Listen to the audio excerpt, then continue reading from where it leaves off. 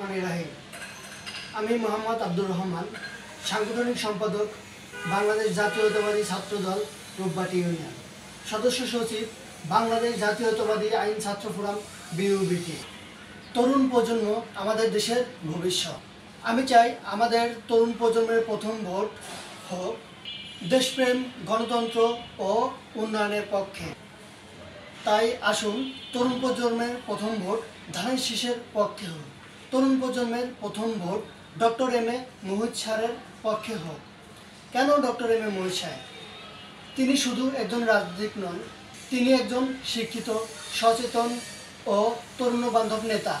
তিনি আমাদের ভবিষ্যৎ নিয়ে ভাবেন। তাই তরুণ প্রজন্মের প্রথম ভোট ধানের শীষের পক্ষে হোক।